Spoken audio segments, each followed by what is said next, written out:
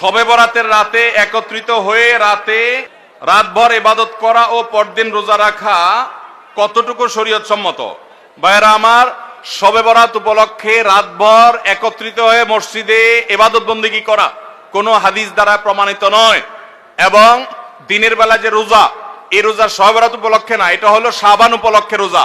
এই রোজা হলো আইয়াম বীজ উপলক্ষে রোজা। নবী করিম সাল্লাল্লাহু আলাইহি ওয়াসাল্লাম শাবান মাসে এমনি বেশি বেশি নফল রোজা রাখতেন, সেই হিসাবে আপনিও রাখবেন। আবার আইয়াম বীজ 13, 14, 15 রোজা রাখতেন, সেই হিসাবে রাখবেন।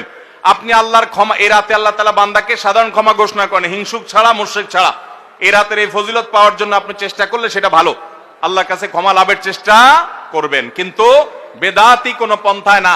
অনেকে বলে যে এত রাকাত নামাজ, অমুকটা এত সূরা এত রাকাতে পড়তে হবে, এগুলা মন গড়া কথাবার্তা, এগুলার কোনো ভিত্তি কোরআন হাদিসে নাই। আবার অনেকে মনে করে হালুয়া রুটি খাইতে হবে, আতশবাজি করতে হবে, আলোকসজ্জা করতে হবে। শবে বরাতকে কেন্দ্র করে যা হয় তার বেশিরভাগই বেদাত এবং ভুয়া, মন গড়া ভিত্তিহীন, এগুলার কোনো অস্তিত্ব কোরআন হাদিসে পাওয়া যায়